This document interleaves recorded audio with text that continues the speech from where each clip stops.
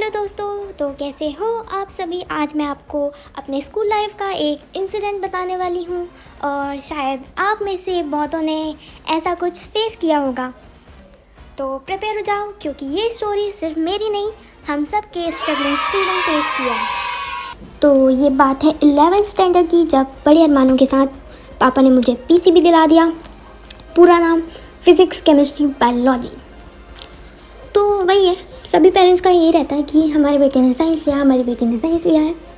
और मुझे भी कहीं ना कहीं यही लेना था, साइंस के ही फील्ड में जाना था। तो फिर मैं भी रेडी हो गई, फुल जोश। जून में क्लासेस स्टार्ट हुई और मेरा first period guess biology, full of hopes. फिर सेकेंड सीन में जाते हैं।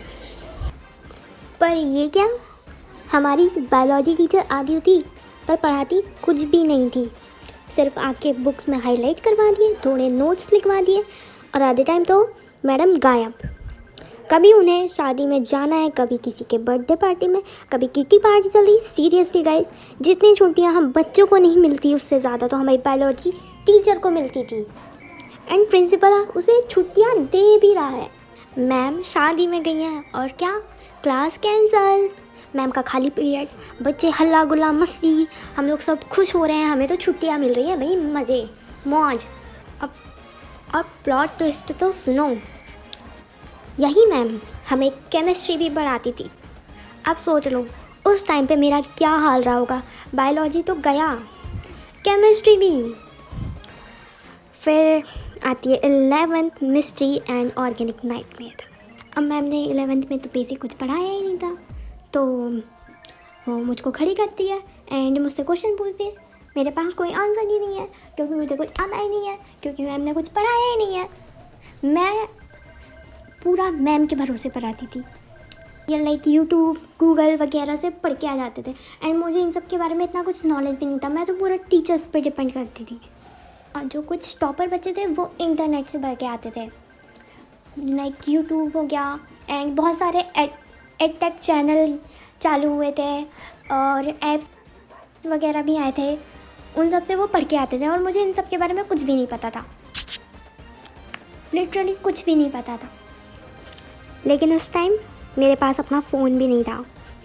पेरेंट्स को लगता था कि फ़ोन से सिर्फ डिस्ट्रैक्शन होती है, पढ़ाई नहीं।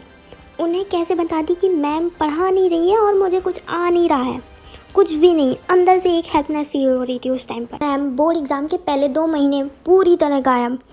उनके सब्जेक्ट के कुछ यूनिट्स थे जो दूसरे टीचर आके पढ़ा रहे थे, समझ बच्चों को तब भी नहीं आ रहा था।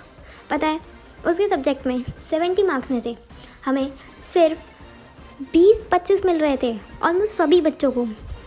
इवन टॉपर्स जो एकदम जीनियस बड़ा दिमाग वाले बच्चे थे उन्हें तक। बाकी सब्जेक्ट्स में हम ठीक परफॉर्म कर रहे थे, लेकिन इस सब्जेक्ट में तब समझ में आया बहनचोद ये पढ़ाई कुछ सही से नहीं रही थी। The result and the big lesson. Board exams आ गए, मैंने बोर्ड एग्ज़ाम्स दिए और कमेंट सेक्शन में ज़रूर मैं फेल नहीं हुई, मैं पास हो गई। फ्यू। तो बस यही कहना था। हाँ, सारे टीचर्स बुरे नहीं होते हैं, बहुत अच्छे टीचर्स भी होते हैं जो आपकी लाइफ बना देते हैं।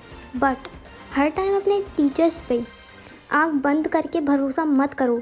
खुद पर विश्वास रखो और अपने से चीज़ें एक्सप्लोर करो, सर्च करो, ढूंढो और सल्यूशन निकालो, जो कि उस टाइम मैंने नहीं किया था और उसी वजह से मुझे डबल मेहनत करनी पड़ी। तो आपका क्या एक्सपीरियंस रहा? कोई ऐसी टीचर थी जिसने आपकी लाइफ में ऐसे ही ड्रामे क्रिएट किए हों, या कोई टीचर जो आपकी सेवियर बनी हो? तो कमेंट सेक्शन में ज़रूर बताना।